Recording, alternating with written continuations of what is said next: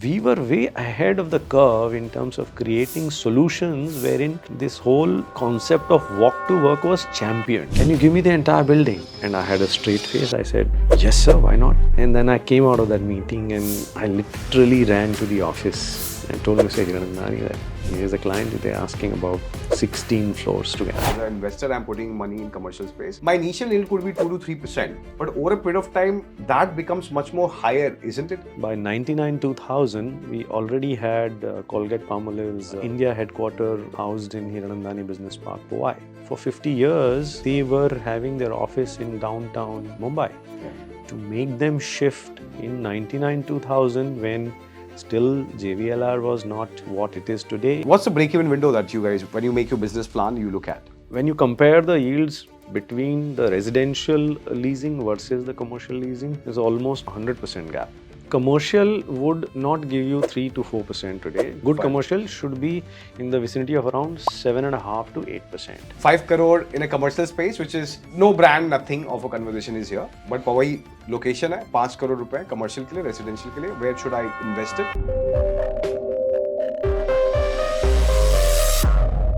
Welcome Manish sir, and I'm so glad that you are here today at Sleepless Rangers. I have not told you something very important, which I always keep as an anecdote. You have been one of the most luckiest mascot for Insomniacs. You do not know about it, and I've never told you as well, but this is a premise what I actually wanted to express. 2015, our journey when it started as Insomniacs, one of the largest problem that we were stumbling was to do with the fact which everybody felt that, okay, we are doing justice in the marketing space, but somewhere we are almost limited to the players which are 500 crore, 600 crore top line. And there have been journeys where we have picked up developers from 100 crore top line to a 600 crore top line.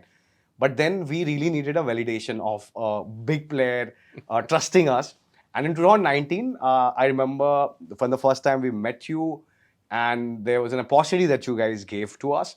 That changed everything for us. Not very often we speak about it. But 2019, when you guys came on board, every other real estate developers eventually in the journey, now in the top 20, operates with us somewhere or the other. But then it all started with you, and my team also knows about it. And that's the reason you have a very special place for in the journey that we have taken. My team knows it. I wanted to express it. So a big thank for the same. And for those, Manish Gupta today on our podcast, man who has been associated with one of the most respected real estate brand, Hiranandani Group. I have been very fortunate to work along in the journey since 2019 to now, and I hopefully keep doing it till the time I retire. And one of the important parts here, sir, in our format, we want you to tell who Manish Gupta is. Your journey with Hiranandani is something that I want you to talk a little bit. And on the personal side, who are you? Well, thank you for a very nice introduction, Govind. And it's fabulous to see such kind of team that you have built. I wasn't aware that your team has grown so big. It's all thanks to you. The kind of work that you are doing, your team is doing, it's all very, very visible in the market. I think big kudos to the entire team and yourself, what you have been able to put together.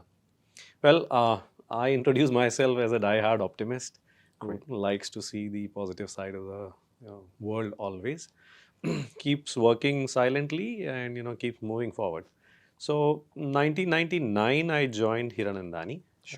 I was a finance guy basically then. So started from basic finance, interacting with the financial institutions, banks, and setting up the limits and working on the basic finance and proposals. And I also got an opportunity under late Prakash Shahji to work on the business side of it simultaneously.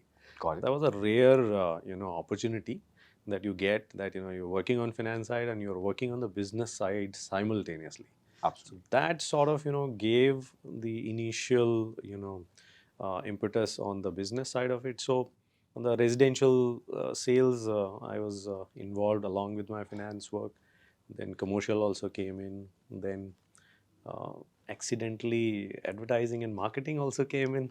And that's how I've met people like you, people like we met Jaideep Gandhi and team, and everyone whom we have met in this journey, uh, I'm glad to say that they have they have also grown along with the Hiranandani group itself, and it's a mutual contribution.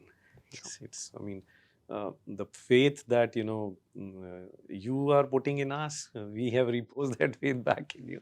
It's a mutual thing that Absolutely. has happened. So that is where we are. So I mean, I think, yeah, 25 years or so, working in different verticals in the company, and now I'm taking care of the commercial real estate part of it, Yeah. which is what we are trying to grow in the current environment. Absolutely. And my idea today for our podcast episode as a theme as well is commercial real estate, as we discussed. I wanted my audience to understand what all it takes to be part of this journey. What is commercial real estate as such? What are things which are happening and what's the future like? So let me get started with the main episode today of commercial real estate. So if you could take a step back and tell our audience in a very nutshell way, in terms of making it as simple as possible, what exactly is commercial real estate? What does it comprises of? So, Govind, commercial real estate in the broadest sense of term actually encompasses the entire segment of real estate which can be exploited commercially. Got it. So, a lot of people think that commercial real estate is only referring to offices segment. Yeah. That's not the case. Commercial real estate would mean multifamily, would mean offices, would mean retail, would mean hospitality, would mean hospitals per se, would mean warehousing, industrial. So, I mean, any piece of real estate which can be commercially exploited Sure. is largely, bracketed in, commercial real estate. Got it. The segment that I am working on as of now on the commercial real estate piece is the office segment, which we are focusing on. Yeah. Not to forget the data centers. Data that. centers also could be part. largely termed as commercial real estate. Got So it. that is how the definition part of it is. Got it. Now, one of the important part that a lot of people will get to learn about as well is Hirandani in commercial spaces. Whenever we look at Hirandani, it's the residential, the homes that comes into the mind. And one of the important part that I learned from you as well, that how heavily and aggressively that you guys are getting into this space as well. So I have a series of questions regarding it. But let me take a step back and tell you that when I go online, I see a lot of people complaining कि इतने buildings बन रहे हैं, इतने offices बन रहे हैं, इतने घर बन रहे हैं, कौन रहेगा? So how do you look at it? Like, why are you building, this commercial office spaces? Do you think there's demand for it? If there's demand for it, if you could just lay out a few set of numbers in terms of how big the market is, what you guys are moving towards, and how the next 10, 15 years look like for this vertical of yours. Yeah. So it's a great question. Govind, what's happening is India is now chasing a dream of becoming actually the number one economy in the world. Whether it happens in 2047, whether it will happen in 2060. in 2060, it's a that is still a work which is there. Now, what happens is when we are trying to work holistically on this effort, there's a rapid urbanization which is happening. If you look at world stats say that by 2050, 2/3 of the world population is going to reside in cities. Sure. We are the most populous country on In the the world. planet of Yeah. on this planet, and that rapid transformation is happening in India as well. True. So India is moving from its tier 2, tier 3 cities into progression is happening and people are driving into cities. When they're coming into cities, the growth is happening in terms of their abodes. Yeah. You need to provide them accommodation, and then that's how the growth is happening. Commercial real estate is a function of the aspirations of the country to grow. True that. US is today the number one economy in the world. They are possibly around $30 trillion in terms of the size as of now. We are trying to go that path. We are already number 5, and then number 3 we will become in some time, and then this goes on. The amount of real estate, the commercial real estate that you see, compare in these markets, I'm now only talking about the office markets. US has 5 billion square feet of grade A supply of commercial offices. Got it. When we compare ourselves to that market, although comparison should not be done, Yeah. we are at around 800 million square feet today. That's almost 1/5, 1/6. One by sixth. While the population wise, we are almost into 5 narrative. Yeah. The amount of real estate that the commercial offices which are vacant in US today is approximately 20%, which is equivalent to the overall India supply. Got it. So that's the kind of contrast that we are trying to do, and we are already at. We are saying that we are at number 5, and we aspire to be number 3, and Sure.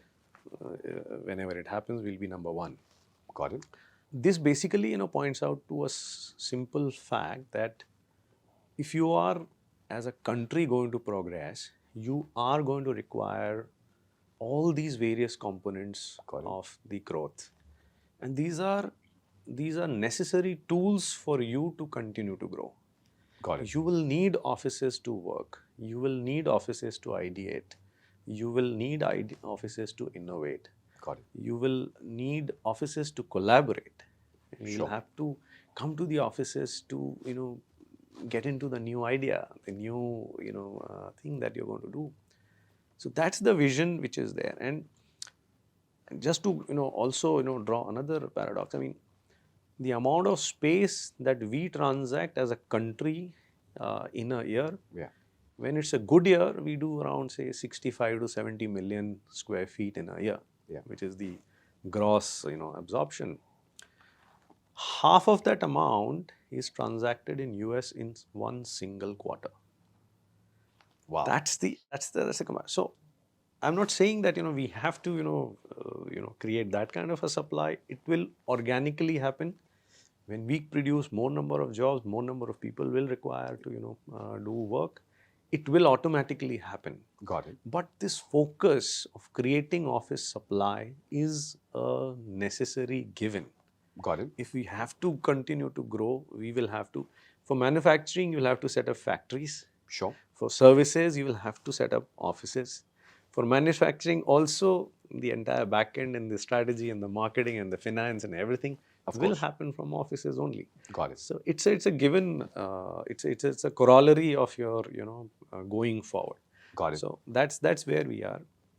We are around 800 million square feet in terms of the India capacity today. I think in next 2 to 3 years time, by 26, 27, we should cross 1 billion square feet kind of a number. Got it. There's a lot of supply which is getting added into various markets. Pandemic did hit a pause button in terms of new supply creation, and there were vacancies which were coming in.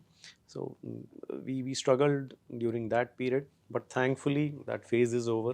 Got it. And now it's back to the growth game. So when you say 800 million square feet of space, could you tell me you're talking only about the commercial space which is available in the lease? Or when you say grade A supply, how do you define it? I would say that this is the sum total of the overall built outright selling versus built office space across various major metro cities and the tier 2 cities, which can be where the data is sort of available and you can collate and you do it. And now each of these verticals, Bangalore continues to grow, Hyderabad continues to grow, Mumbai continues to grow, Pune continues to grow. Similarly, the NCR region continues to grow. So, I mean, these are various growth. Chennai continues to grow. So, these are various growth parcels which are happening, and they're continuing to add numbers. I mean, the whole thing what happened during the pandemic, a lot of people started operating remotely, went back home, and from home operations were happening. Efficiencies were good in the initial phase, and slowly that phase is changing. Now return to offices again caught on. We are at around 60% levels, and today when we see in lots of offices the head count is more than the seat count. Sure. So what has happened is, even during pandemic period, if there were some shrinkages which would have happened into the portfolios, but the hiring did not stop. Got it. Hiring was still happening, though the work was happening remotely. Got it. Now, beyond a point, this is not sustainable. So hence, people have to come back to offices, and more mandates are now coming into putting in offices. And hence, we see a robust pipeline of supply which is coming in all four top four metro cities, and also in few of these tier 2 cities as well. Got it. So now I'll try to get to the fundamentals of it for our audience to understand what is the operation cycle. But before I have a very serious question from, let's say, I'm running a business called Insomniacs and I need 10,000 square feet worth of carpet space as office space. I go to a building which is and had a history of outright selling. So now it is being managed by the society which has been formed there. Vis-a-vis, I go to a building which is managed by the developer in the lease are being directly done. Which is the right model for me? And what are the pluses and negatives for both the models? If you could just shed some light on it. So I think the office decision is always people-centric decision. Sure. One thing which is very important is that you need to take care of the larger audience from which different people pockets they are traveling to the office. So that's one major issue which people face, and most of these decisions are on the surface of it, at least they are pretty democratic. Yeah. In the sense that people really go and take that effort to understand the number of pin codes that they have in their offices, and who is coming from where, and how much is the distance, and which is the least so they try to optimize that particular avoiding solution. as many frictions possible. Yeah. That's one. Coming to your question of whether the building should have ownership assets also versus, I mean, the sold assets versus the leased assets. Yeah. I don't think there is any clear winner over there. If the building upkeep, the quality of asset, and the overall location of that product is suitable, you could still consider that building as well. Let's say this building that we already are in, right, is developed by an ex-developer who has done outright selling. I have to deal here with a landlord, right? Fortunately, my landlord happens to be one of the largest VC of India as well. But then that aside, if in front of it, I have a Hiranandani commercial space coming in, right? Now, please tell me, should I continue dealing with my landlord, or should I shift to Hiranandani, a new commercial tower, and directly deal with you guys and take a lease with you? You have to weigh the pros and cons of both of it. Obviously, a biased answer as I would give is obviously I would want you to consider our product as well. Actually, running offices for a long time is also a matter of the kind of relationships that you have had with your landlords, the kind of service that you have been able to get out of your landlords, the way the building has functioned. That's important. If the building has not functioned very well for you, if you have had incidents which were not to your liking or not pleasant, those are the issues which typically those are customer experience based. So those are the ones which sort of create that question mark whether okay, now is the time whether we should do it or no. The other ones are the financial ones. Okay, you have run your operations into one office for say 2 cycles, 3 cycles. So your furniture fit out is say fully written off in terms of depreciation and all. And now you are trying to give a new look and new feel to the office, to your talent. You employ all the young people and all that. They need to get into new office which looks this thing. Those are the considerations you will do while you are considering a new asset, whether it's a Hiranandani asset or whether any other asset. That's where you would look at. Newer buildings are far more ESG compliant. The newer buildings have more newer amenities, as it would happen. The older stock would have its own limitation. You can refurbish, you can redo a lot of things.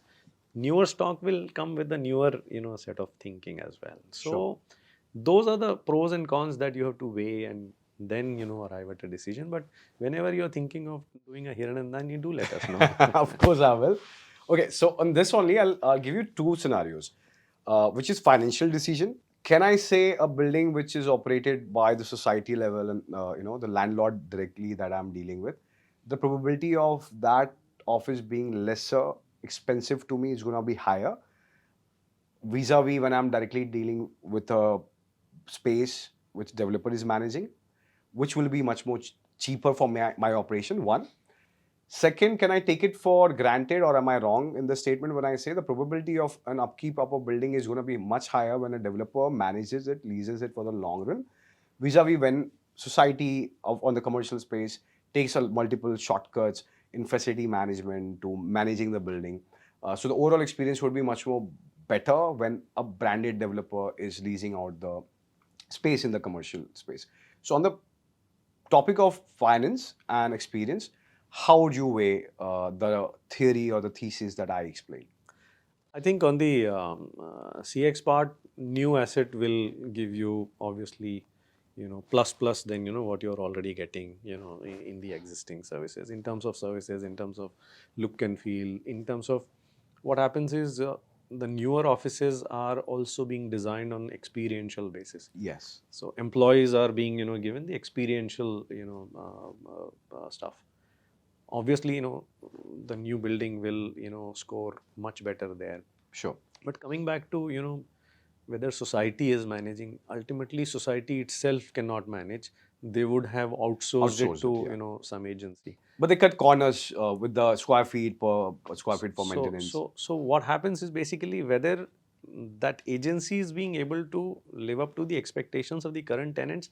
That is the key question. And if you are saying that there are some shortcuts that you are you're noticing and all that, obviously those are the points then basis which the decisions are either taken or then they're moving on.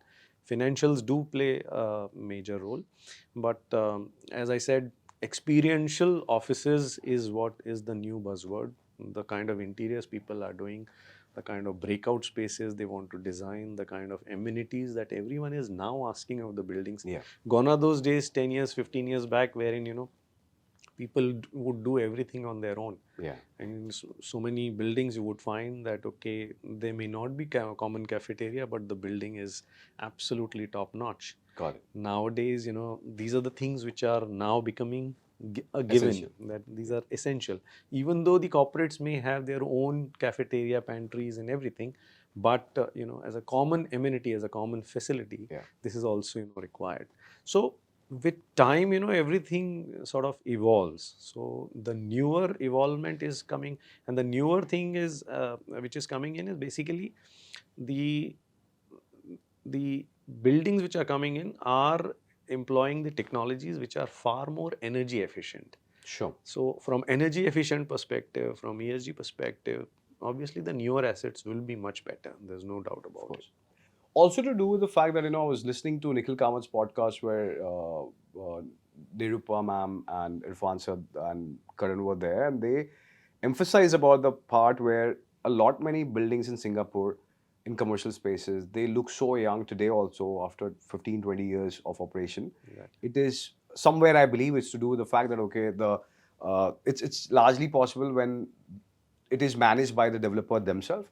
Societies in material, the journeys that we have personally seen, wherever it has been handed over, even if it is one of the larger companies handling it, the fight on the square feet rate, monthly payouts, they're always there. Because of that, the space management never looks that great. So that's the reason that the question I wanted the audiences to also understand. Before going to the cycle, I wanted to ask, when an MNC approaches the commercial office, the same question when an MNC looks at it, is it a clear value chain for them if the location is same, buildings are side by side, for them to choose the building which is managed, leased with the developer with recreational spaces is going to get much more leverage over price? Like, for me, I could be price sensitive, but for MNCs, will that be a more bigger priority, even if the other space is coming at a lower price? How does that operate? What are the value chains of your discussion with MNCs when they are on a lookout for a space? How does that go? What are the requirements that they come out with? So as far as MNCs are concerned, when they are looking at evaluating the new office setup, obviously ecosystem plays a very large part. Yeah. So obviously they are going to be looking at buildings which are able to provide them very fine or very refined services True. in terms of facility management, in terms of the upkeep of the whole building, what's the quality of asset that has been built, what are the inputs that have been used in terms of making that building, Sure. and where it is coming from, who are the people who are backing it. Okay. So developer profile and all that. So obviously their criteria are far, far more nuanced. Got it. And it's not only the financial criteria. Yeah.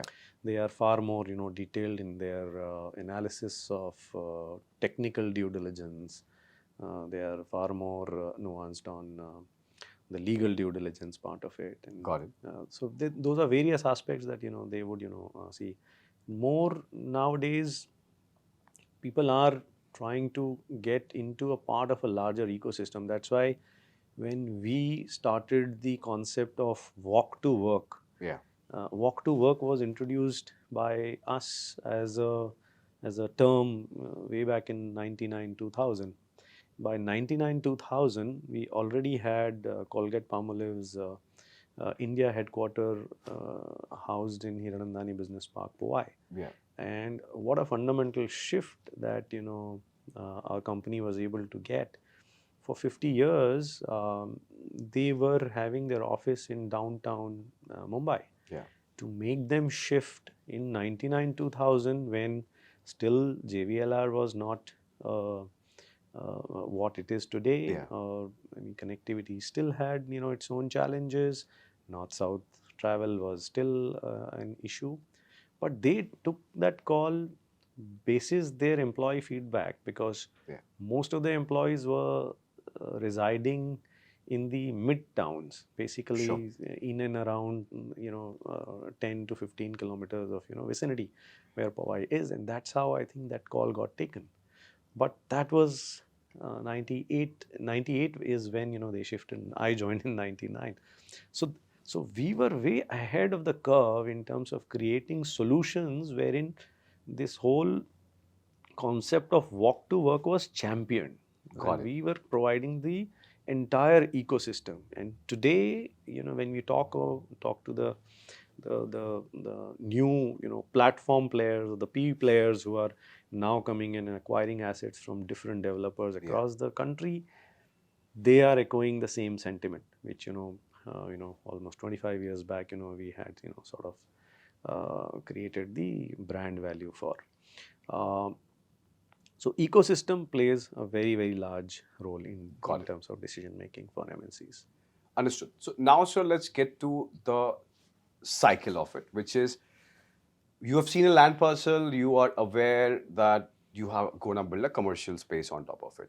Parallelly, there's another land parcel where another developer who's not as renowned as you, and he wants to build a commercial office spaces.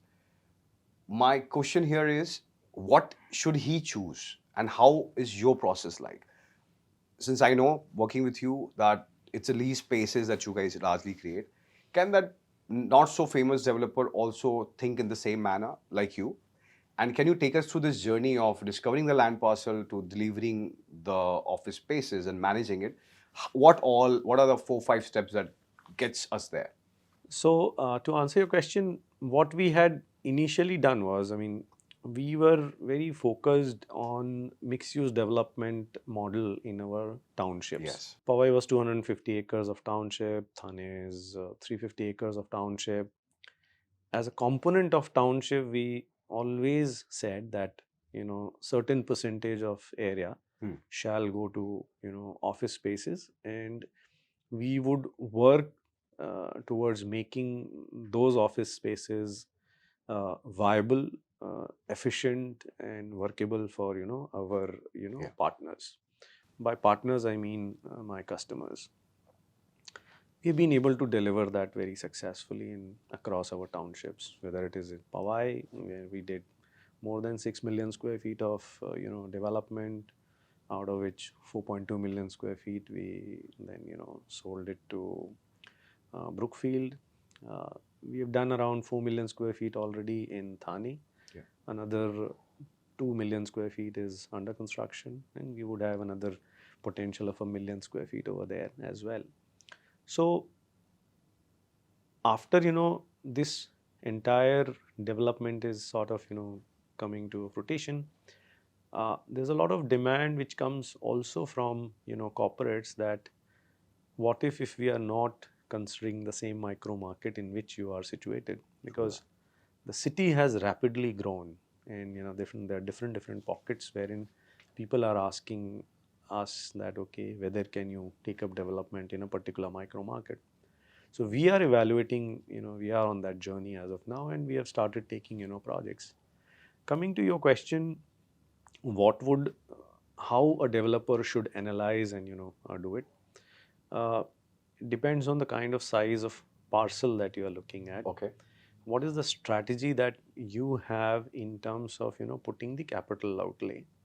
So there are two ways of doing it. There is a way of whether you want to go out and acquire the land at the current prices, that means buying the land at current prices and then doing the development, then the economics is completely different.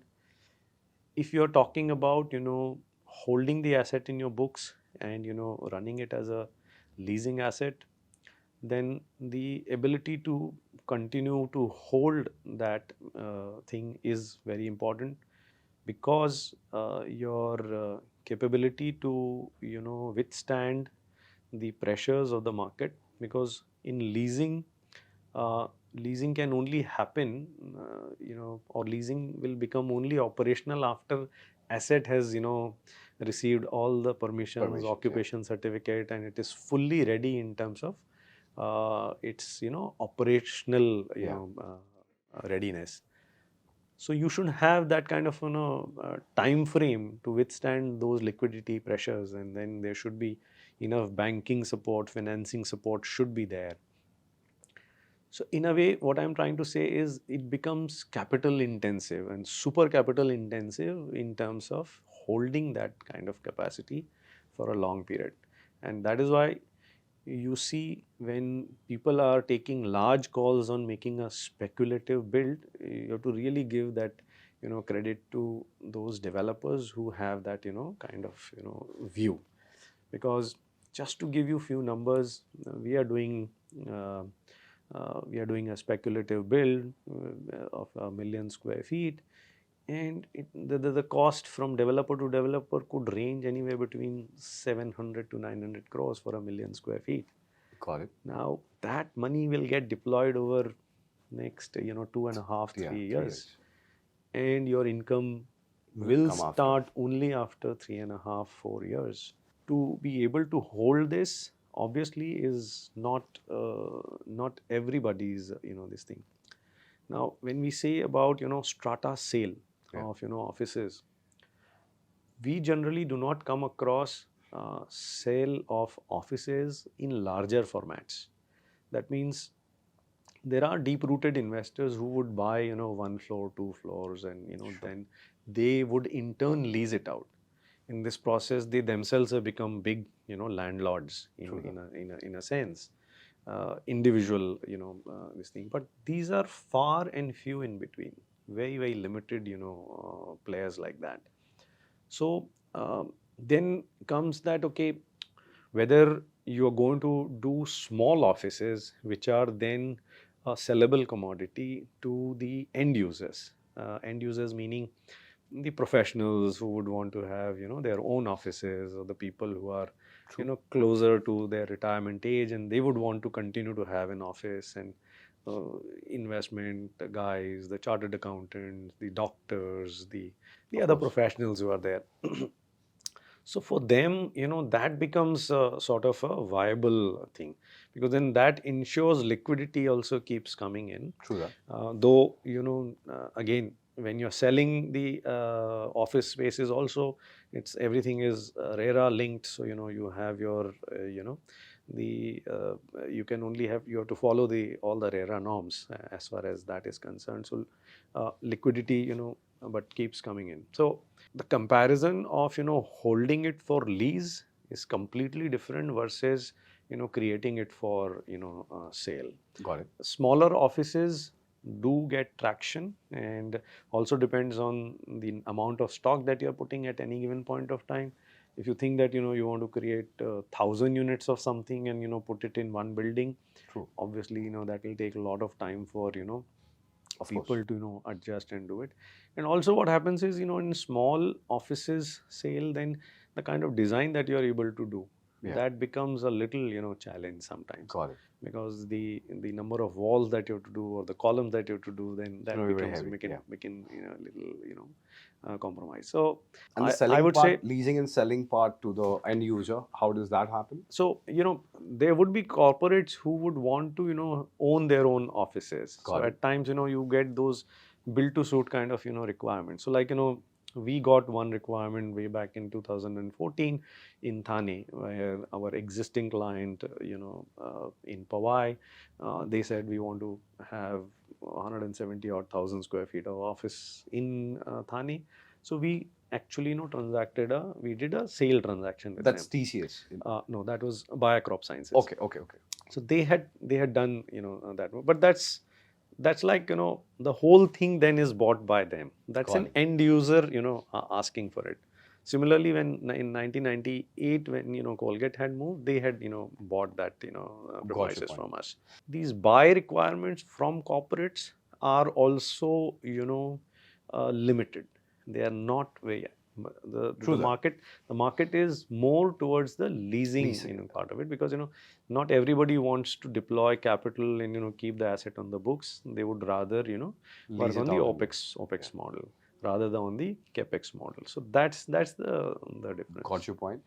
So when you say that 800, 900 crore, for a 1 million square feet space that gets parked for almost 3 years, can I ask you how much is the break even time for, let's say, for me to recover the money back? What's the ideal break even time that you guys look at? Because I know for sure that, okay, for the audiences, the leasing happens because at least the land parcel remains yours, and if the appreciation on the rental may start at a certain yield at the start, but over a period of time they start delivering quite a lot as well. But what's the break even window that you guys, when you make your business plan, you look at? So I think if we are able to get up to say 45 to 50%, and if you are able to get that in the second year of it, that's the most happiest situation. For the second year itself? In the second year For itself. the hotels, I've heard that it takes almost 9 to 13 years window to break even. No, in terms of I'm saying the kind of commitment for lease. Okay. If you are able to get in the second year of construction itself. Okay, that way. Okay. That is called as pre-commitment. Sure. Right, pre-commitment. Well, the asset is under construction and still got the pre-commit from somebody. That's the most luckiest situation that you And how much have. do you charge then? Like, if I have to pre-commit? I can only charge you after you have occupied. I can't Yes, charge so- you anything before that. Okay, It's just so in commitment that okay. you would get into my premises after it Got is it. ready. That's the way it works. So you do an agreement, which is a binding agreement. There is a deposit which is shared, which is done. Commercial terms are frozen. You get an advantage because you're coming on the brand wagon a little early. So you get that early bird discount and this thing. So that happens, and the developer also gets the assurance that okay, there is There's a viability. There is a viability. There's a POC which is there, which is that this is viable. How much discount, generally coming in the second year itself? 20, 30% or more than that? No, I don't think 20, 30%. But yes, what happens is generally the developers who are doing it as a practice. Yeah. That means they are not one-off building developers. They always keep their numbers in a very, very tight range. Sure. So the level of discussion in a range is not crossing that. 5-10% then. 5-7% is what generally is there. And on the cash flow level, I wanted to understand, when you make your business plan or for, let's say, any project that you're doing next, on the cash flow level, when do you recover the money invested with the interest and everything added? How much is that time span? This is a patience game. So what happens is basically the moment you have built the asset, and whatever is the implied number that you are able to achieve on the date when the asset is ready and is about to get operational, you do a cap rate calculation. So I mean, what you do is basically run an NOI, Yes. the net operating income, and then you divide by the cap rate, and that's how you get the capital value. So what happens is, whatever was the construction value that you put, the land value and everything, this gets transformed, and you get a value added product at the end of the cycle. Yeah. And it has that much amount of value. Now that should be backed by the leasing contracts, Yeah. the leave and license contracts. And True. generally what we are seeing is, by the time asset is ready, at least 45 to 50% is already done. In some cases where you get the pre-commit, the entire building could be also done. So like the way we had done for TCS in Thane, our first building was fully pre-committed, so which was around 1.8 million square feet on Okay. day one. So what happens is, the implied value is already created. Are you looking to exit at that point in time, or are you willing to run that cycle? That is the key question. Okay. So we did Exit this. के लिए I will need someone like Blackstone or somebody else to come in and take over the Exactly. inventory. And you should be willing to do it also. Okay. Yes. Because what happens is, the players who are absolutely convinced and who are playing for the longer cycle, like in Powai, when we created this portfolio, in 2000, between 2003 2005, the rentals were around sub 30 rupees per square foot per Yeah. month. And at that point in time, my residential rates were also in early 3000s only. Now residential we kept on selling, but commercial we kept on holding the asset until came 2016 17, until such time we had the rental income, which sort of took care of all our cash flow issues and other things.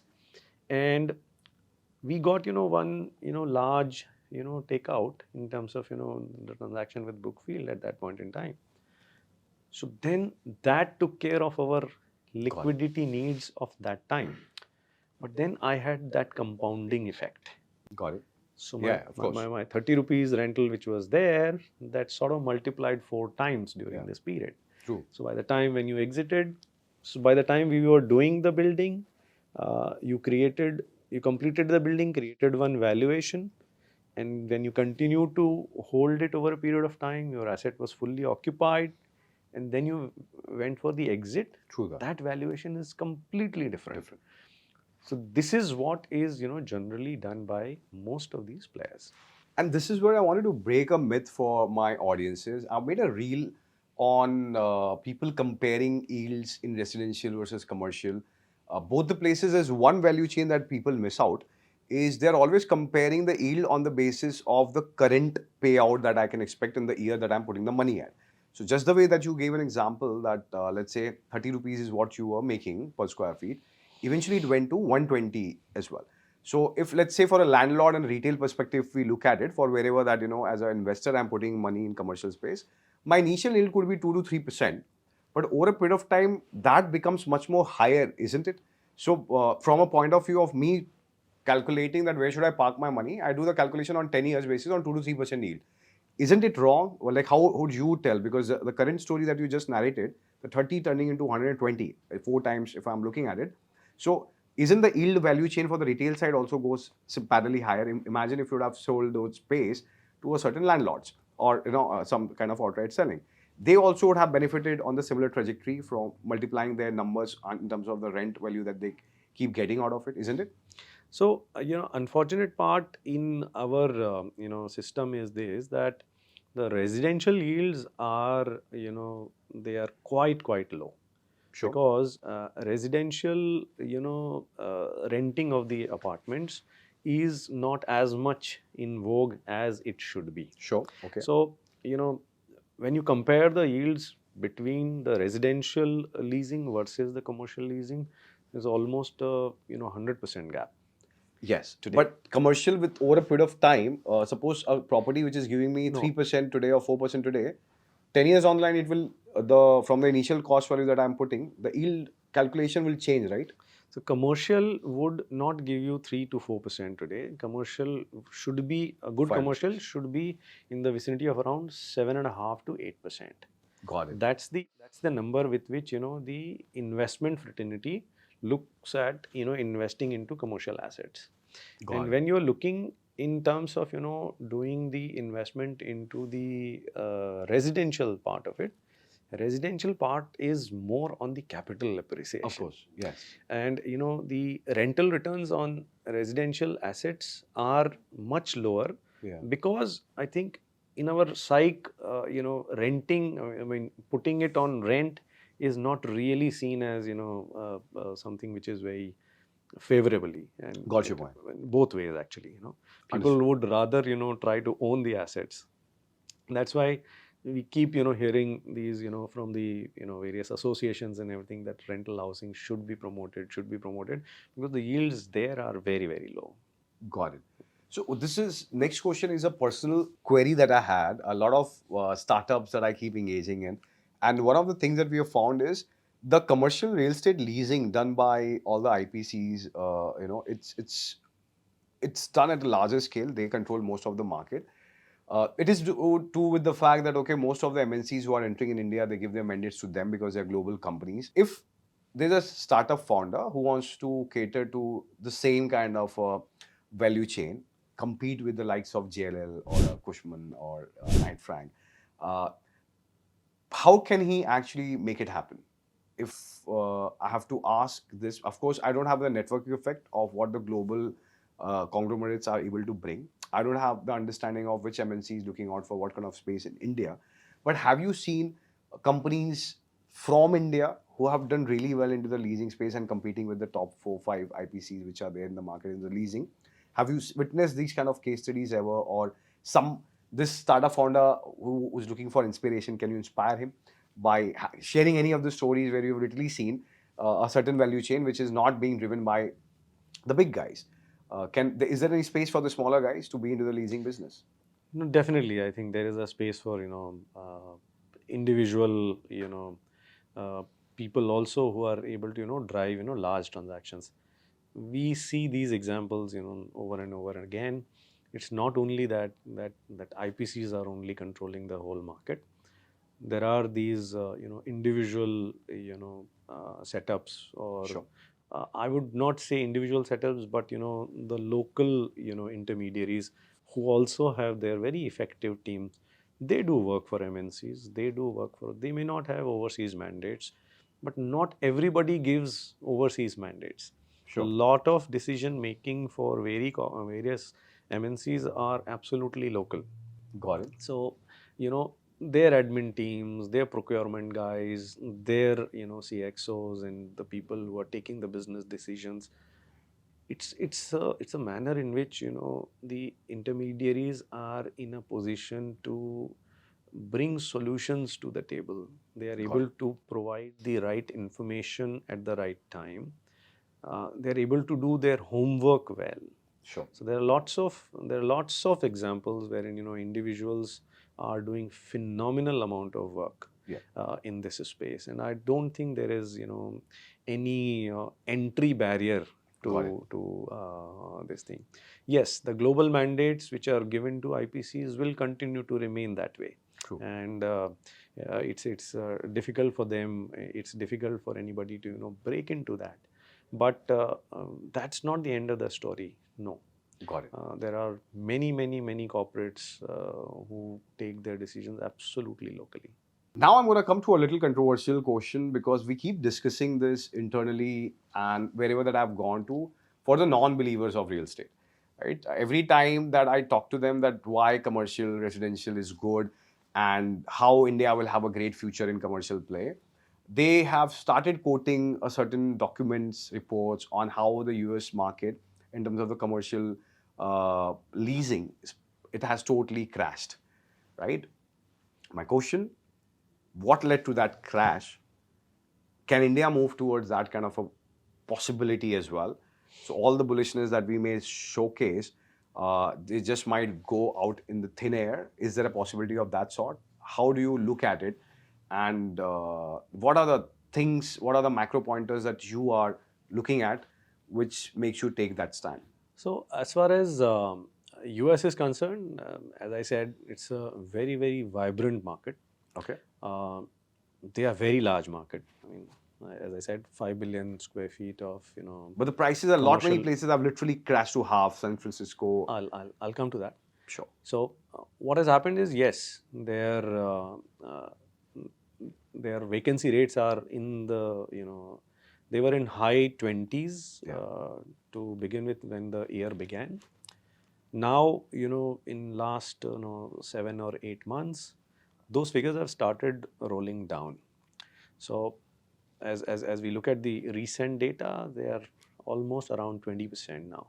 They were around 25-26% of vacancy levels. Sure. Now 25-26% of vacancy levels, you see, I mean, we're talking about 1 billion square feet of office space lying vacant, in US. And somebody did this stat that, okay, if you were to pile up this entire square feet into atmosphere, then how many levels of spheres it's going to cross? So Got it. they said some Beautiful. I mean that was a one statistic, and you'll find that on Visual Capitalist. They did that. Okay, that tower will be of 48,000 stories or something like that. Okay. So that's the kind of stuff. But why I say that they are very, very vibrant market is for simple reason that they are able to repurpose their real estate very, very quickly. Okay. So what happens is, suppose an X model is not working, or the building has become old, or they're not able to now lease it. The new people are not finding it attractive enough. They are able to repurpose it. When I'm saying repurpose it, I mean you are able to convert the commercial into a residential use case. Residential use case in any case in US, I mean everywhere there is a supply shortages are there. So they are able to repurpose that real estate, which is one very, very fundamental aspect of a very vibrant market. Whether that kind of a scenario can happen, why that scenario happened there? Obviously, it was led by a cataclysmic event, which was pandemic. Yeah. And they went little overboard in a sense that they allowed people to work from home for a very, very long time. The mandates that now the big firms are giving, in my opinion, should have happened almost a year back. Got it.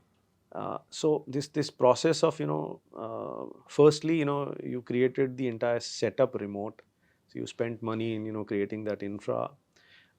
Then now you started looking at the efficiency part of it. Initially it was working very well. Yeah. Everybody was very happy, and they said, no, why do we need real estate? Why we need to go back to the office at all?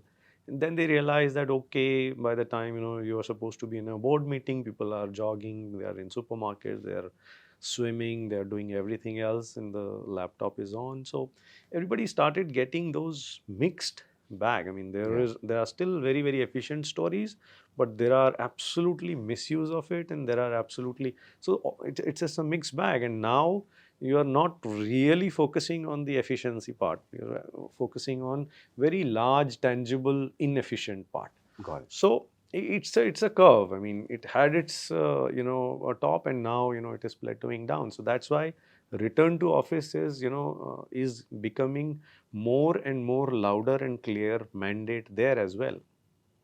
You will see in 2025, I think they should come somewhere in early 40s to mid 50s, in terms of office occupancies, because all the big firms are now pushing it very clearly that if you want to be considered for promotion, you better report for so many days.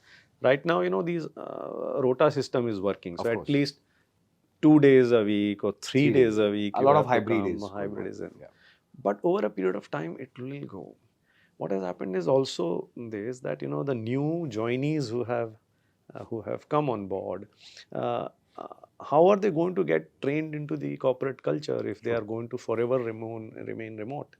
That's one of the key challenges which the big corporates are still facing. Of course. And this will have impact in the longer term. Got it. Because when you meet people, you develop your skills. True. It's not only that you're not collaborating, you gain a lot of experience in terms of in the kind of exchanges that you have, the interaction that you have. You pick up those small nuances, and Without that's doubt. how it works. Can it happen in India? Indian real estate also went through its own share of Turmoil. turmoil. Fortunately for us, we are back in high 60s already. Got it.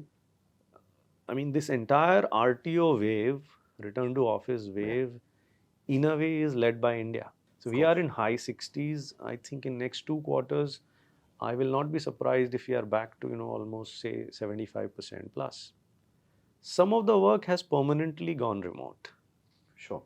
Initially also, I mean, and historically also, there were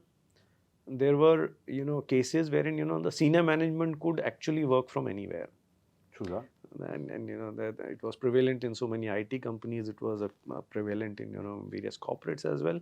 They could have multiple offices. They could work from anywhere because they were able to sort of connect and continue to work. And their work profile was such that it was not necessary for them to be coming to office every day. But there is some repetitive task. There is some amount of task which is sort of gone remote, and I think it has gone for long term. Sure. But that is not more than 15%. Got it. And as I earlier told you, that the discussions that we have now with the tech firms and the corporates and this thing, their head count is more than their seat count. True that. Now, right now you have given choice to people to work from home. Now, going forward, suppose those employees say that, okay, now I'm unable to work from home. What are the options that the corporates have? If you want to continue to have the services of that employee, then you will have to provide them space to come back to office. You'll have to integrate that person back into that system. That is the challenge which we feel corporates are going to face as we move forward. We are going to see good amount of expansion, and that's why we are saying that India will become a billion square feet market in next 3 to 4 years time. We are going to cross that threshold. Got it.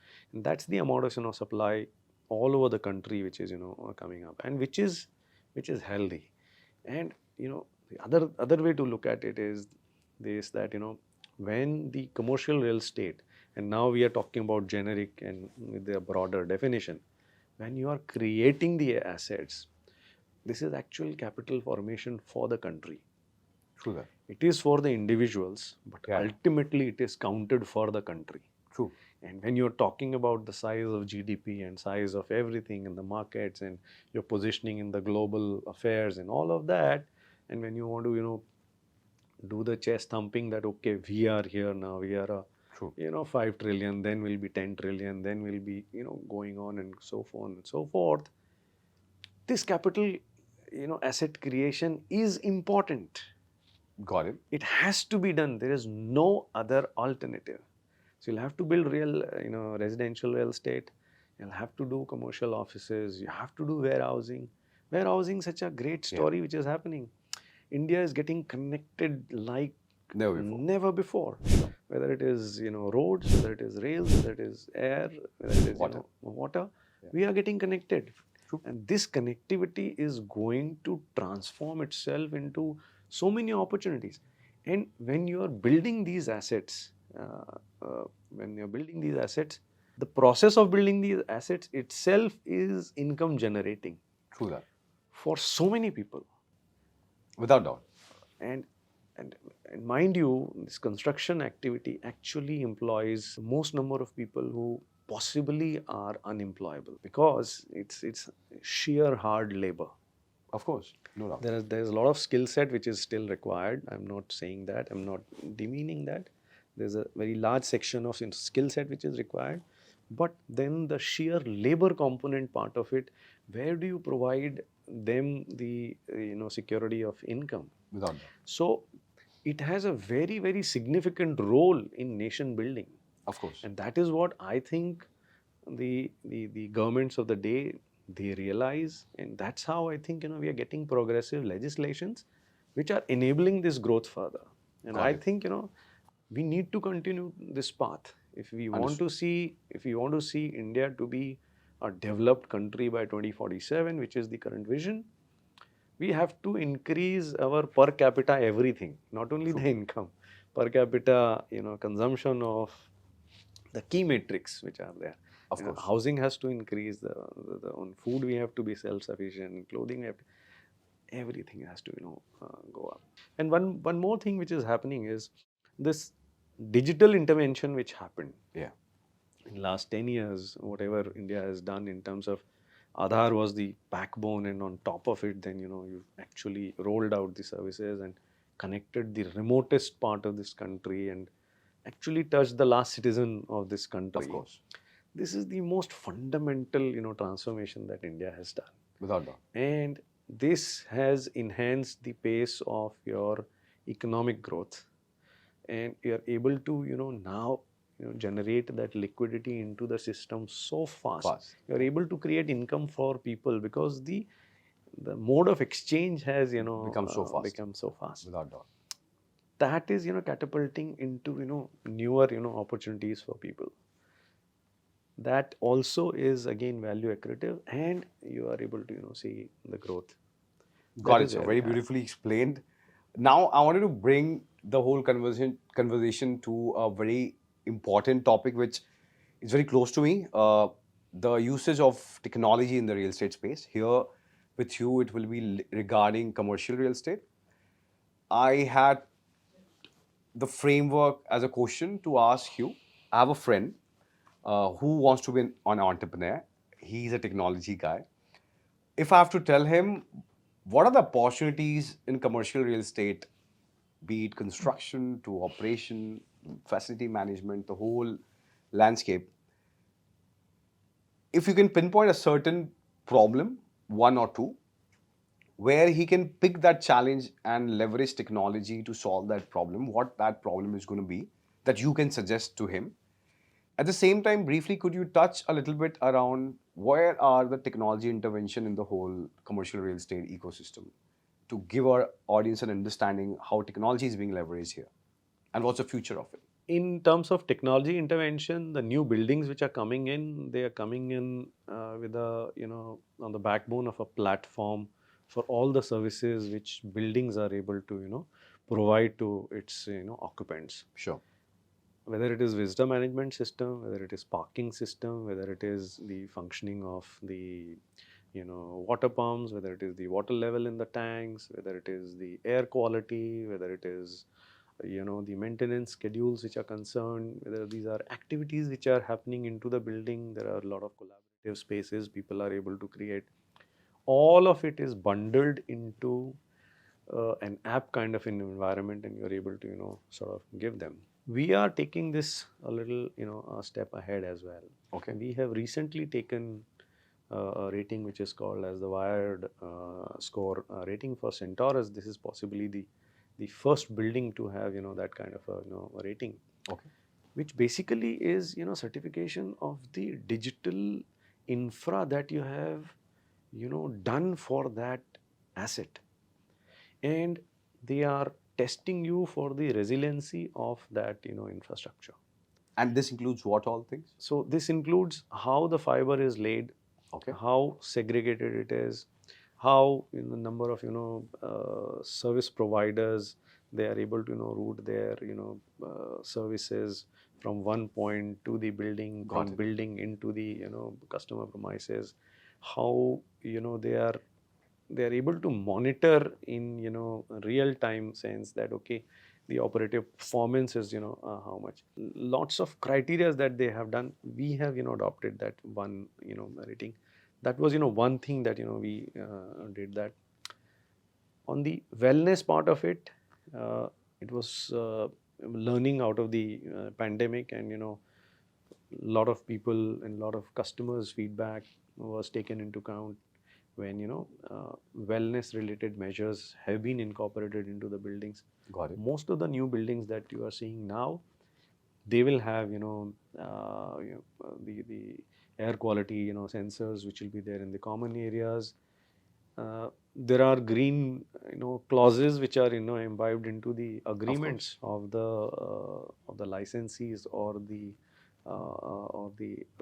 lessees. Got it. They have to, abide by that. They have to also monitor their, air quality, check and, report back. Accordingly, the sensors work. Accordingly, the mitigation mechanisms, they work.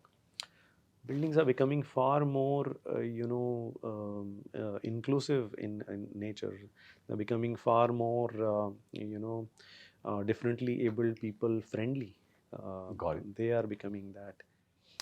We are able to now look at buildings which are 100% powered by green energy. Got it. That's another major thing that we are doing. Of course. By our design, what we also do is we focus on energy efficiency. So that when we are talking about energy efficiency, we are designing our buildings with neoclassical facade. Yes. When we look at neoclassical facade versus a glass facade, the glass facade buildings, they generally absorb more amount of heat. Not only they absorb, but they radiate as well. It's true. So not only they're getting hotter inside, they're radiating it outside as well. Got it. So they are creating an effect which is surrounding the building itself, which can impact the neighborhood as well. Got it. So that's why, we have been, largely refraining from, doing the glass facade buildings. But, from a customer to customer requirement, if the customer requirement says that we need to have this, then, you have to provide that. But given an option to us, we would always do a neoclassical facade because, then the wall to, glass ratio is so favorable that you are able to, cut down the, energy consumption. It's not only energy consumption, you're able to cut down the cooling load, thereby, your, this thing. So you are far more zero carbon sensitive from that perspective. That is, one aspect which is, happening. Spaces are becoming far more greener. That's added layer that is, coming in. So just to intervene here, when you say green energy generation, or like, are you guys using solar? Is there anything more for adding value? And what are the value chain with regards to a commercial space and ESG norms which fall into the place? If you could also cover the same. So in as far as the energy efficiency is concerned, the green energy is concerned, now the service providers are able to, procure green power and give you 100% power as green power. Okay. You will not be able to generate the local, generation. That's the building that's generation. largely from the national grid level itself. Yeah, you're able to source that. Understood. Okay, the tariffs could be slightly higher as of now, but people are willing to look at that, and they are taking into stride, and they are going forward. The generation which is going to happen on the rooftop, that cannot exceed in any case beyond a certain measure, 3%, 4%, because the miniaturization of panels is still a big issue, and it requires so much of space. And in any case, because of the movement of the sun, the efficiency in terms of the production is that much lesser. So that's the limitation of technology. We have still not started doing the vertical facade. The vertical solar panels, which you see in most of these. In Singapore, if you go, they have vertical solar panels as well. So, but we have somehow for some reason the country has not yet adopted that model. So there's a lot of scope over there. In terms of anybody wanting to get into the technology part in terms of commercial real estate is concerned, I think demand aggregation is one tool which is big thing in say residential. You get a lot of supply getting fully displayed, a lot of inventory, a lot of platforms are there. I don't see that as a service today available on a large scale. Somebody actually aggregating and showing that okay, this is available here. This as a deck could be available with most of the IPCs, but to a generic user, if he wants to know that whether something is available in this building, today is largely unavailable. So that is something that one could look at. Otherwise, the deck which I spoke about, the platform that people are trying to do, the new age buildings Yeah. are providing the platform. The opportunity could be for the older buildings who are willing to transform themselves in terms A of redevelopment kind of one, Narendra? no, not the redevelopment part of it, but the The older commercial buildings. There could be buildings who would want to sort of renovate themselves or the get structural changes not level. only the structural changes. I mean, Okay. then if they are trying to put these layers of the softer services as well. So Okay. if you are trying to give those kind of, I mean, that means there's a BMS room, there is a fire control panel, there's a lift control panel. So when you try and put in the new layer of the technology, that could be one aspect. You see that happening right now? Like old buildings getting an uplift? Any such There are examples? there would be examples. I mean, I would Okay. not know as of now offhand, but there would be examples, That's a and great insight. lot of people would do it because if asset is in a great location. I mean, real estate is a lot about location. Of course. If location is right and you're sitting on an asset, you wouldn't mind refurbishing it, provided you are also in control. Got I mean, it. if it is strata sold, then it becomes a very Difficult difficult approach. process. Yeah. But if you are controlling this whole thing, then you do it.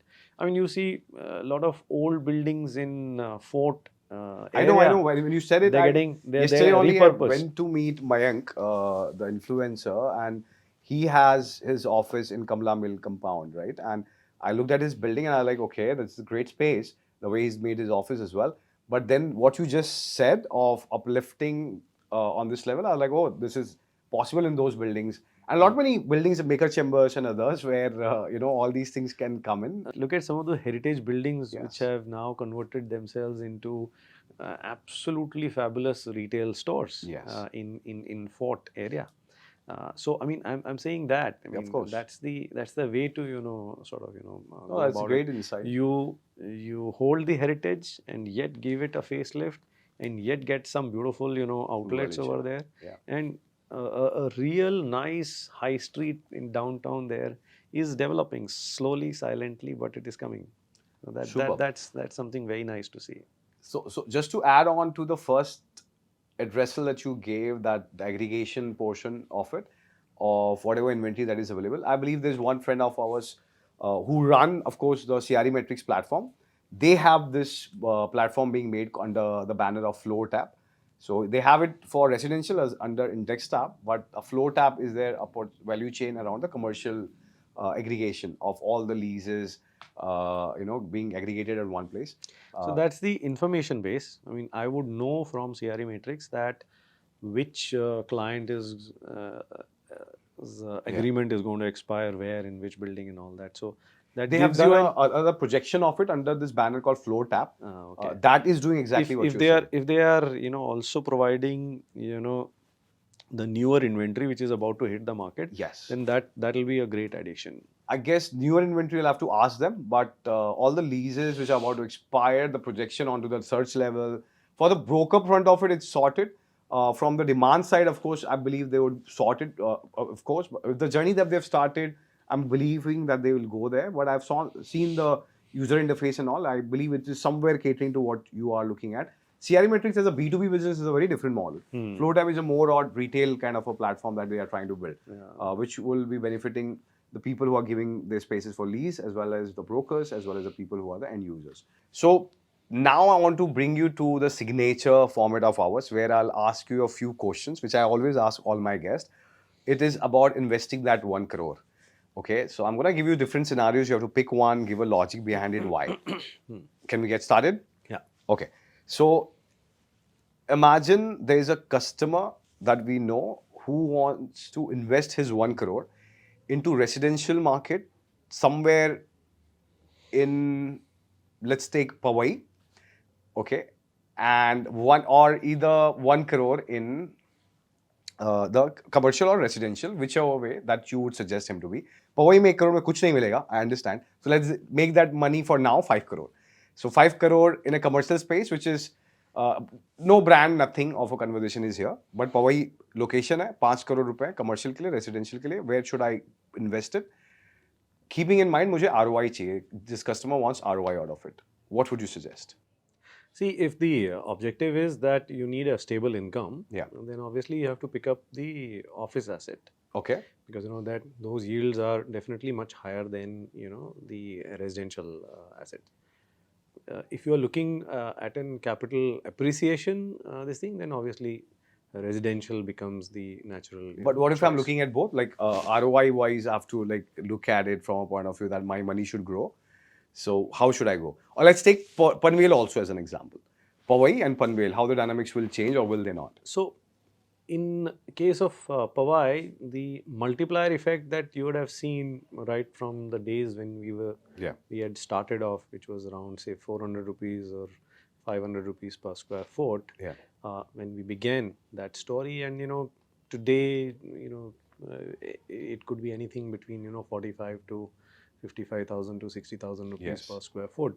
So that's the kind of value transformation which has happened in as far as the residential is concerned. Got it. So our philosophy of development was always that we would undertake development in places where we saw that there could be a potential of future development, and we could create an ecosystem around it. Got it. So ecosystem was the buzz that we wanted to always create as far as our townships were concerned.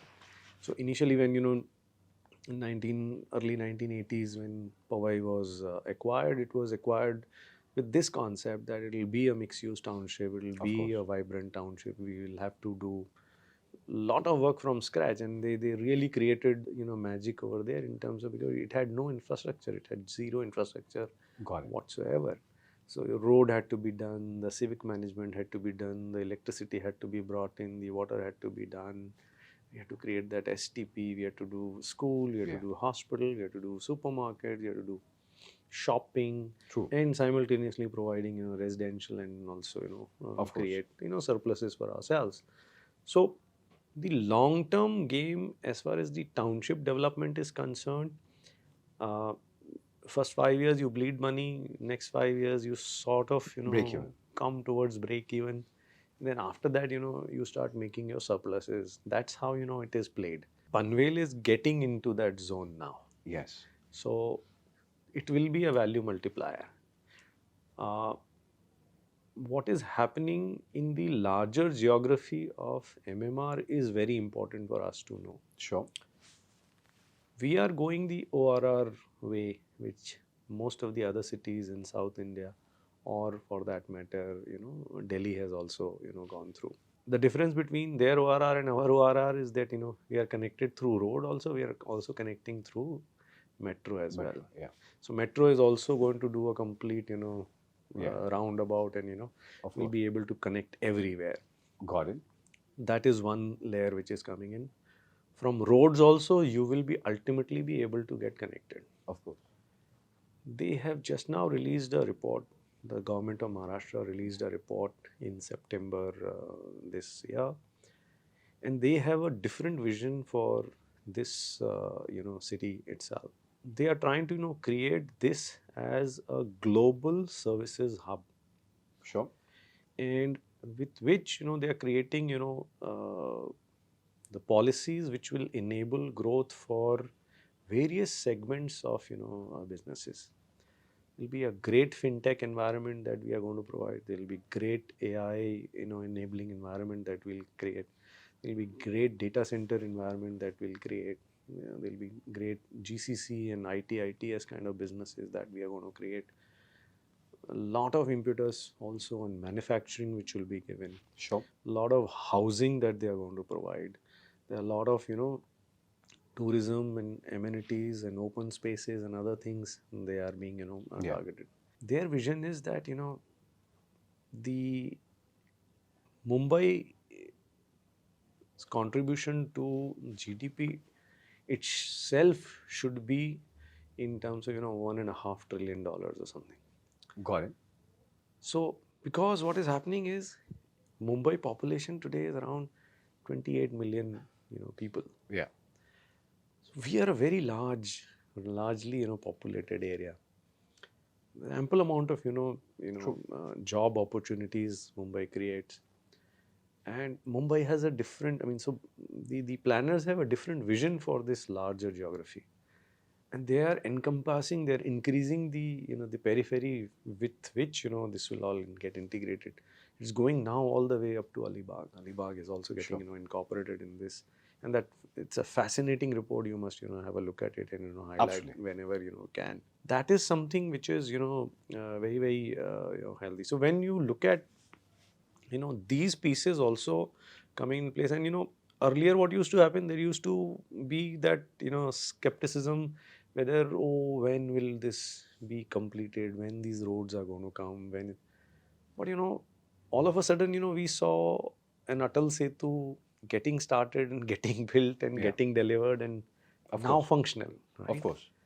It was a massive feat. Of course. I mean, some 22 kilometers in Above sea water, you have built, and you have done, and you have done it and you finished in time. True that. I think this kind of pace, if you are able to go this pace in next 5 to 10 years plus, the whole city, the larger MMR vision that the current regime, the current government which has, and and I think it might continue in subsequent governments as well. This whole region is going to transform. Of course. And to India's story, if we have to grow as a country in terms of economics, in terms of a GDP growth rate, you need 2 or 3 cities like Mumbai to fire. Of course. No doubt about it. So, I mean, if you are able to, over-invest in Bangalore, you are able to over-invest in Hyderabad, or over-invest in NCR, you see this country's GDP transforming itself from where to where. And it's not that to say that, in hinterland growth is not required. It is required, and it is happening. True. People are going there, finding their, respective this thing. Offices are also getting set up in tier 2 cities as well, and we see a lot of action there as well from this thing. But not to say that the primary markets are not going to grow. They are going to grow, and they will grow phenomenally well. The secondary markets also will, catch up the action. And that is what is, healthy as far as the growth is concerned. Got it. So from, coming back to your question of, where should I invest for this thing? Yeah. Obviously, if you are looking at the capital multiplier, Yeah. then obviously residential is where you will have to, focus Okay. your attention to. And then you will have to find out the growth corridors wherein that The multiplier number effect could be can high. multiply. Yeah. So if you're looking at a greater Mumbai, this thing, Panvel could be a great option. Okay. That area, because the new airport is coming, the connectivity is improving, you are getting the, I mean, it's touching, all those points which are very, very, efficient, makes a great location to, look at. And there are multiple projects of large sizes by developers which are coming in. Got it. So they call it as Next Mumbai, and, Yeah. this Mumbai thing. So 3.0. Mumbai 3.0 and all. Yes. So that is, happening, and really large infrastructure, Without doubt. coming up. Their critical infrastructure of data center, which is, also coming up. So, I mean, Yotta's story Of course. actually, took off from, Panvel, Panvel. From our side.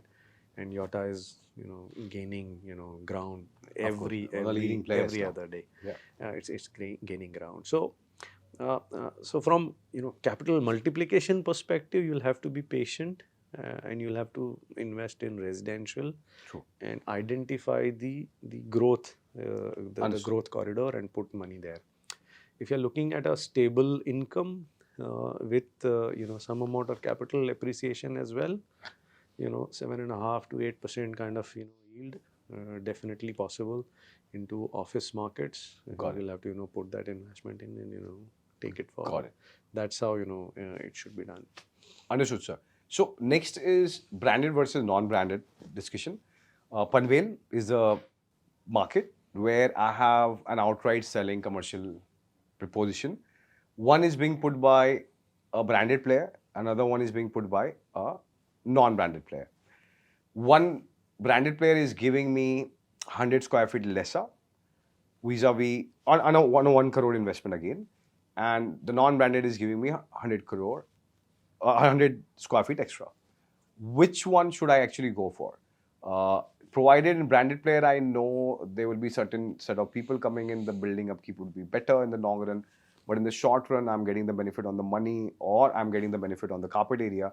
How should I make my decision? So, since you said Panvel, I think commercial as an opportunity over there as of now is little ahead of the curve. Sure. I mean, it'll catch up in Of times to course. come, but as of now, I think it's slightly Let's ahead. shift it to Navi Mumbai, let's say, anywhere beyond Kharghar, just after Kharghar. Let's So I'm saying I think let's make it locality agnostic. Sure.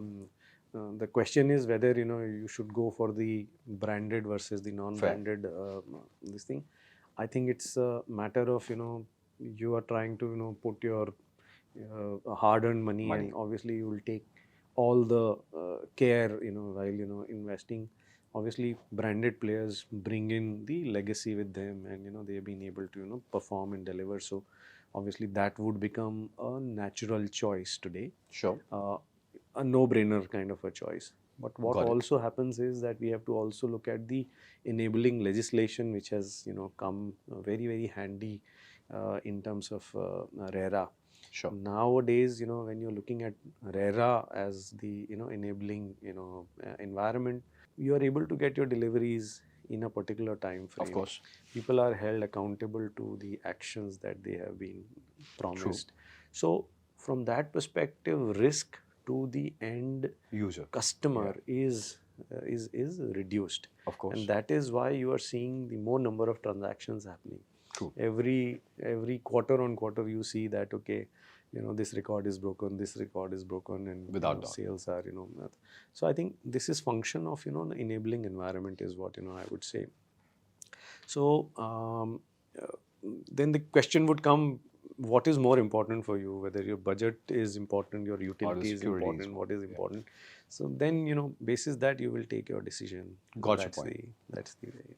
So, with that, sir, let me come out with the last question that I had planned. And this is something that I wanted my audiences to know as well, because, you had shared some anecdotes around this story. And I genuinely wanted it to be documented if possible, because I really loved it when you narrated that story. So, somewhere with a lot many Niranjan sir interviews, it is there. The Powai story is out there, how it happened, what happened. But there is amazing amount of narrative that I learned about the Thane market, of how that land parcel where Hiranandani Thane estate is there. That was not an area anybody would have really thought that, okay, it will be such a vibrant ecosystem that we see today.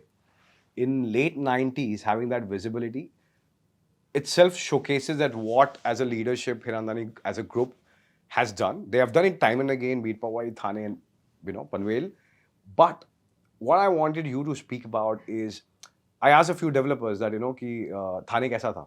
They said कि यार वो road पे कोई जाता नहीं था. इतना like nobody would even go there. And these are some developers who are very old in that premises, right? And they have narrated that story, that somebody has to give the credit to Hirandani Group to look above and beyond. When nobody looked at it, they looked at it in a different manner. So my question largely is, could you tell us a little bit of the journey of how the Thane land parcel happened? What did you really do to give people the confidence that this is going to be a visibility in the future?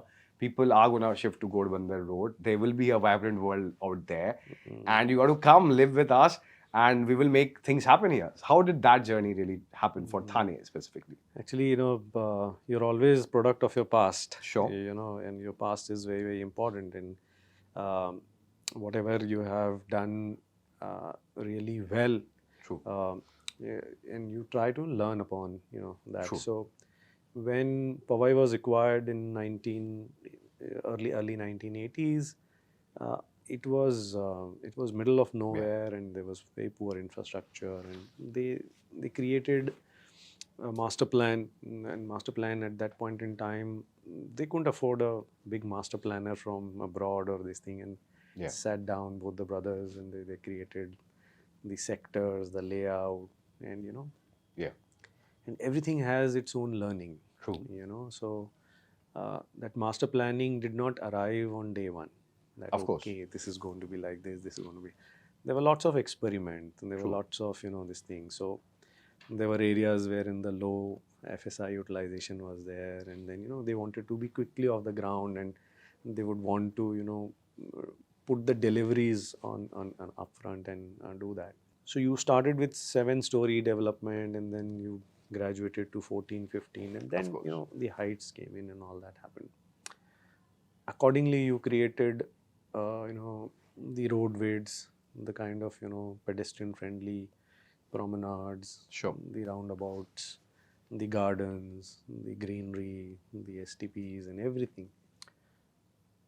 That particular learning got, taken into, everything was very well documented. Of course. Both the brothers, when they were working on their first large layout, everything was getting pieced together and getting into their domain expertise point by point. Got it. Very, very robust systems were laid, and they still follow some of those, guidelines. Okay, Got this it. is how it is to be done. And as they grow now, in some projects together, in some projects not together also, individual teams, they Yeah. keep, Sticking to those referring to guidelines. those manuals. So when we came to, Thane, we were coming to Thane with our Experience. experience of Powai, what we Yes. have done in Powai. And Powai was already, a 8 or 9 years old project at that point in time, when in 94, 95, I think the first acquisitions happened. I joined them in 99, so I'm not much aware of how the land was acquired Of and, course. other things. But one could, as you enter the, Hiranandani estate today, you could see the learnings of Powai right from the doorstep itself. Got it. The roads there Yeah. are much, much wider. I mean, the central avenue that you have, True. they have, pedestrian, friendly walkways on either side. There's an alley for the car parkings, and then you have median of trees. The central avenue is more than, I think, 1.5 kilometer, possibly 2 kilometers long from one stretch to the other. And tree cover on, the entire central median, and the median itself is, I think, 3 meters or 5 meters. I could be wrong on my, statistics. Got it. Now, this kind of layout would not happen if you are starting for the first time in Thane. Got it. You're not thinking in that way. True. Because there were learnings from Powai, and Powai was so much successful model, they said, okay, whatever we are trying to do in Thane will be better than Powai. So the maxim that we follow in our organization is this, that okay, this building is there, we made it. Okay, next building has to be better than this, and then the next is going to be better than this. So this is how, the Hiranandani journey has been, progressing. So when, trying to convince people that the ecosystem that we have delivered in Powai will be replicated in Thane, people could see and relate.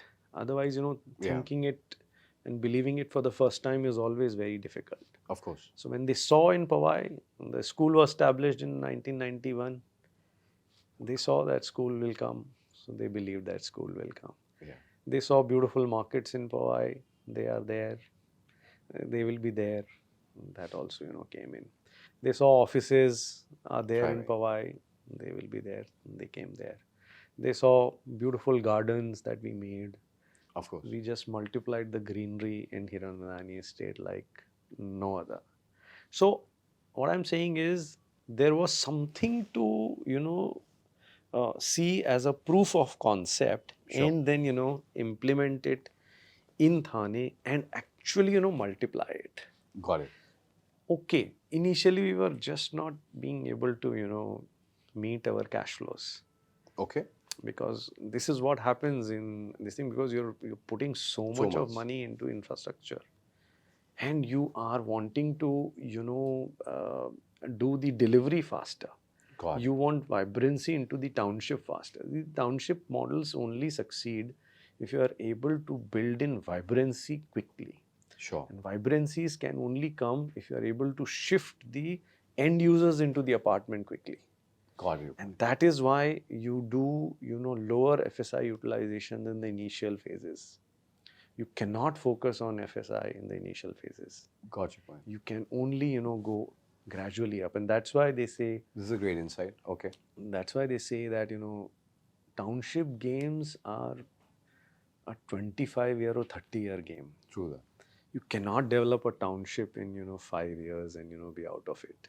But If the it is- FSI if play it is in off. Panvel, that has not been leveraged in the same manner, isn't it? So, I mean, initially when, everybody thought that markets are too hot and, Yeah. they would want to, do it. And the previous set of, people who were running it, they thought that they will be able to, utilize around. much better in this thing. But that was not the case. Got it. So, that is where, so what happens is, these are learnings of, and these are hard learnings. I mean, they've been Got it. in the field for more than 40 years now. But these are the learnings, and you learn from your Understood. small things, and they ultimately create value over a period of time. So the value creation that is done in Thane is in a way product of, learnings From which Powai. have come from Powai. Got it. So they are sort of, they fed into, each other. Lovely. And we made, something, some things, much beautiful and much Without more doubt. beyond. And then, we took one project. I mean, Hiranandani Estate was one project that was there. Then when it stabilized, we took another project called Hiranandani Meadows. Hiranandani Meadows was in more upmarket location, area, which was much closer to the, developed areas of Thane. Of course. Godbandha Road, as you rightly said, at that point in time was little inaccessible in the sense that it was far up from station. So our township was always measured in terms of, okay, how far is it from station? Without If doubt. it's too far from station, then okay, we are not, interested in Of all course. that. So, to have a parallel product, we saw that opportunity in Hiranandani Meadows in Yes. Pokhran Road. So there we did, one project. It was very successful project and Of course, worked yes. very well. Then, subsequently we took another one. So Thane was always a very happy market for us, and we created some lovely, townships over there. Two are mini township, one is mega township. That Without is doubt. what we created. And now all these collective learnings of all this are getting replicated into Panvel. Panvel story. Panvel is taking a beautiful shape now. It has a great data center over there. It is first phase is completed, second phase is completed, third phase is now coming on. Construction is going on. You all are part of that marketing exercise. It has come out pretty well. Without And doubt. we are looking at Panvel to be the next great story coming from the Hiranandani's this thing. Absolutely, sir. The last part, what is the vision that you carry on to the commercial outfit that you're focusing around? What do we expect out of it in the coming days? So what we have done now is we are also growing this vertical in a new avatar, which is called as the Regalia Business Parks. Got it. And the first flagship project that we have undertaken is in the locality of Vikhroli. It is on LBS Marg. Vikhroli is not very far from Powai. Of course. It's a stone's throw away. Without doubt. And we are putting up a building which is called East Bridge, which is around 1 million square feet, Got it. roughly around 1 million square feet. And that is focused on ITS kind of a development. That is coming up. It should be ready sometime in early 26 to mid 26. That's Got the it. vision that we have. What we are trying to do is on Mr. Niranjan Hiranandani side of business, we are trying to create additional portfolio of commercial real estate, Sure. and which is what I am focusing on. So we have identified more land parcels, Got it. and you will see more projects of commercial real estate coming up, offices coming up. And in terms of numbers, 5 years down the line, what is the target that you guys have set upon for yourself? So I mean, targets are obviously always pretty ambitious, but we want to be able to do around 7 to 8 million square feet of Okay. newer commercial office space in next 5 to 7 years. That's the vision as of now. Superb. Now that we have discussed the whole landscape around commercial, I had one more interesting question for you. We usually, and the first time when we connected, it was around the marketing landscape. So how can I not talk about it? My question is very simple. We have seen the whole landscape around residential part of the selling, the marketing that comes along with it. How does it changes when you are talking about commercial and that too leasing in commercial? Do you see the same strategies that could work there are going to work here? As a marketing enthusiast, any audience who's watching it, could you share some anecdotes of what changes between residential and commercial marketing landscape? The fundamental change is that B2B versus B2C. So, I mean, Sure. residential is B2C and this one is B2B. The principles here are more or less the same in the sense we always, look at relationships and relationships over the real meaning of it actually. When we created the entire ecosystem in Powai and in Thane, every aspect of that ecosystem is fully looked into. So when a residential customer is asking for a certain amount of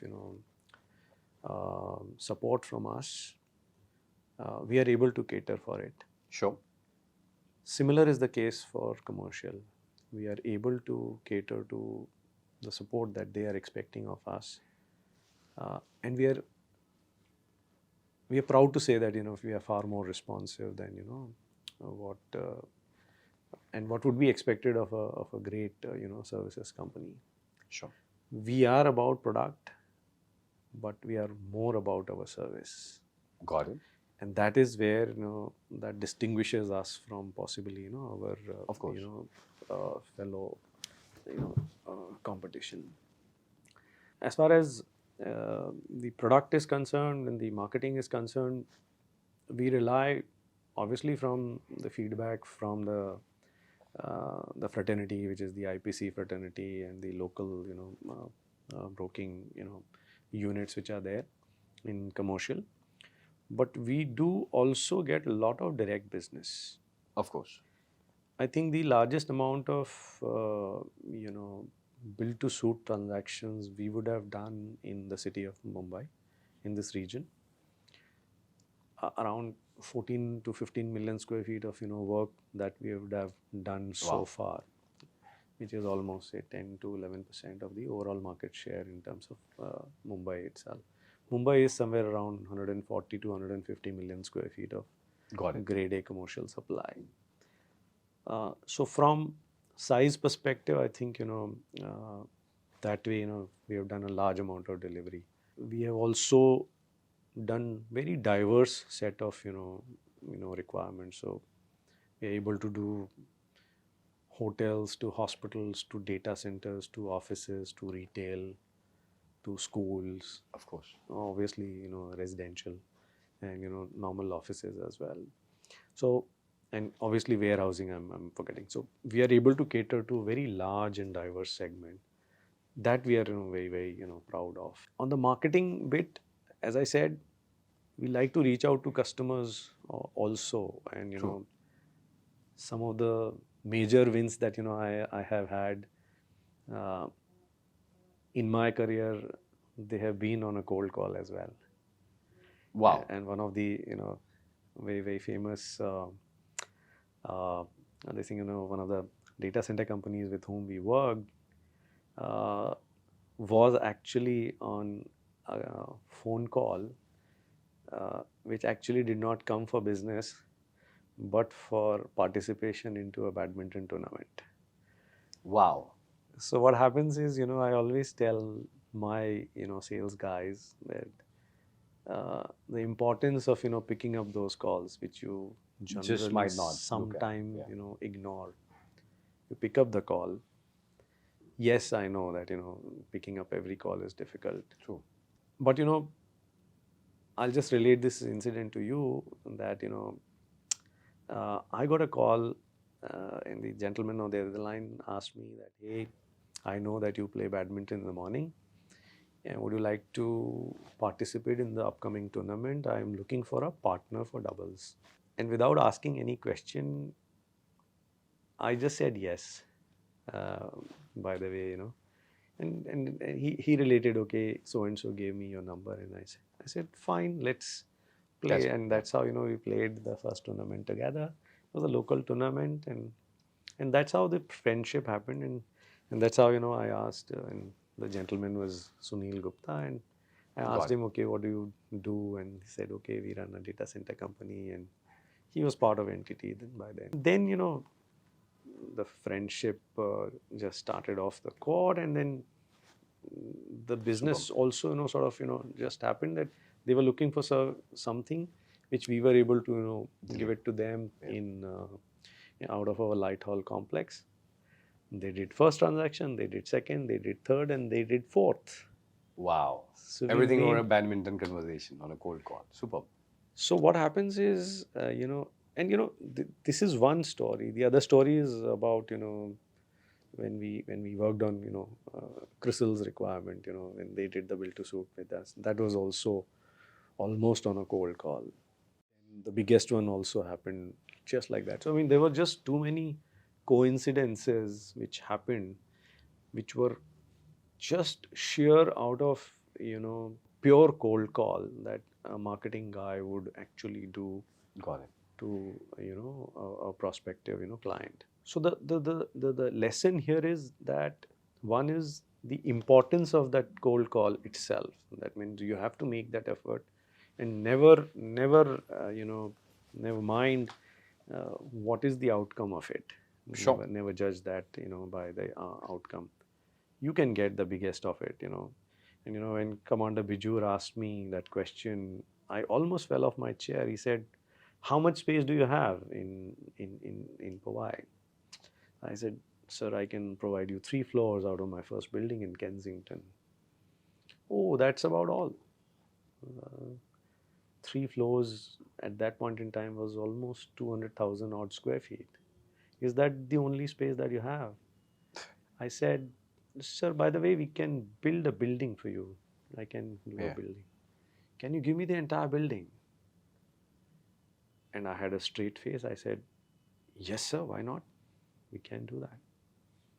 Okay. And then I came out of that meeting and I literally ran to the office. I told Mr. Hiranandani that here's a client, they're asking about 16 floors together. Oh.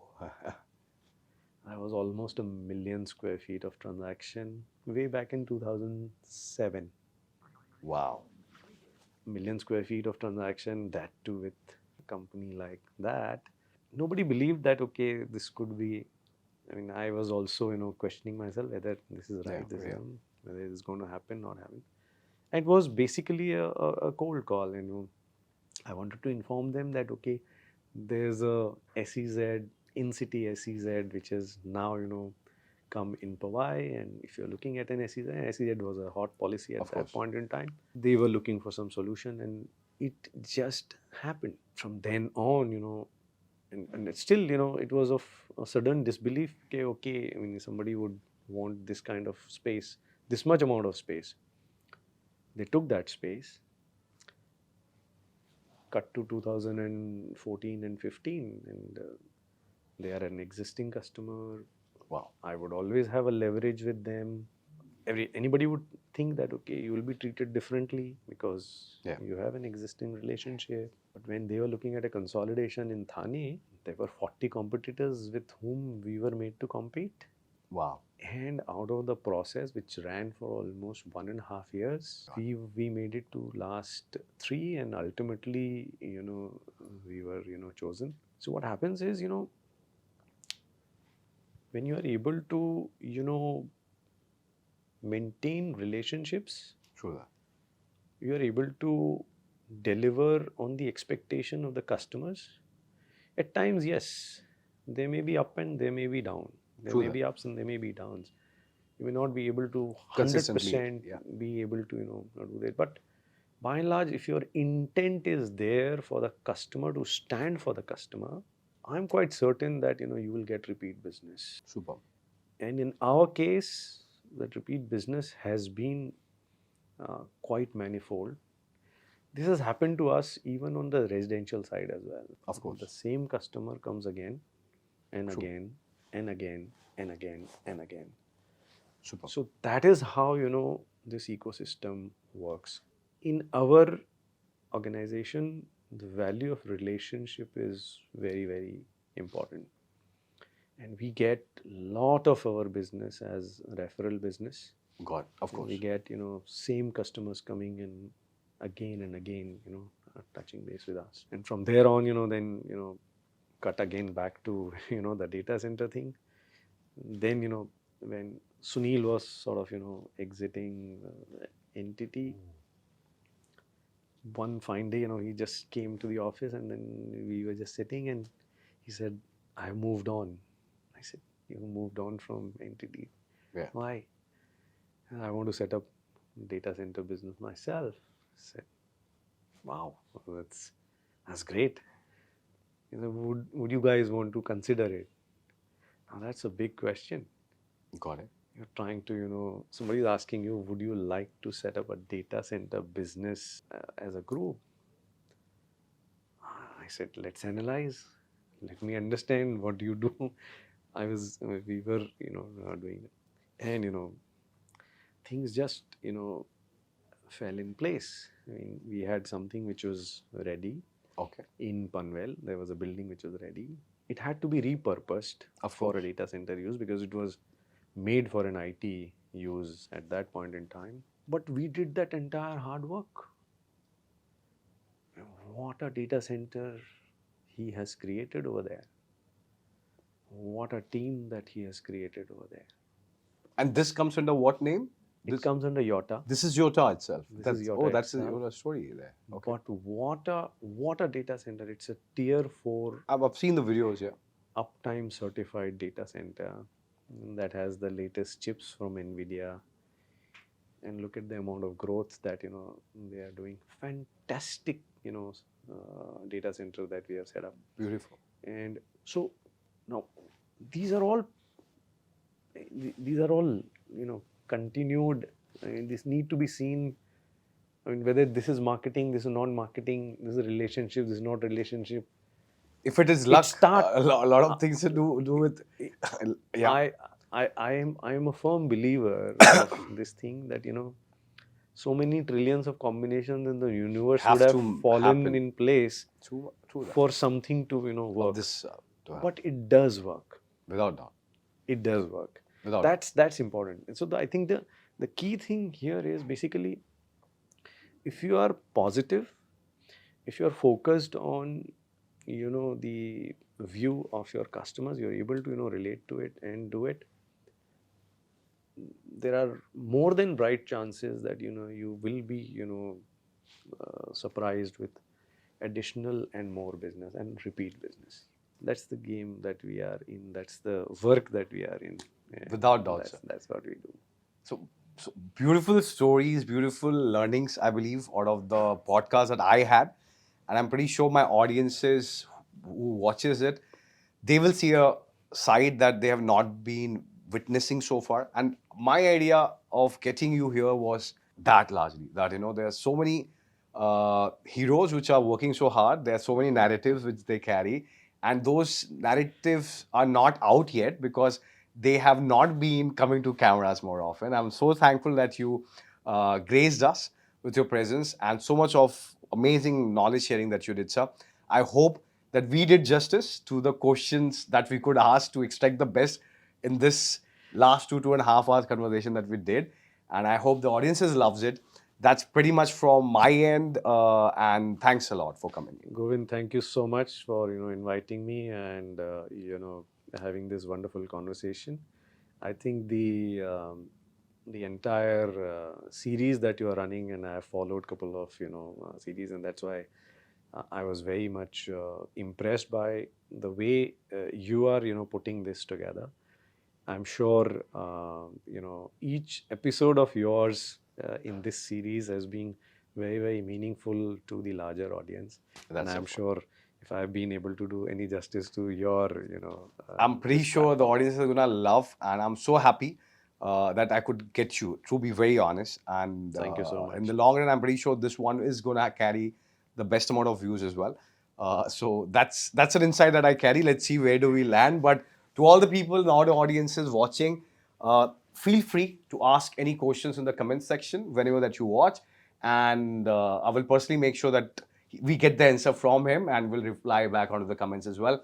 Thanks a lot from my end. That's me, Govind Rai, signing off at Sleepless Rangers. We'll see you to the next episode. Thank you.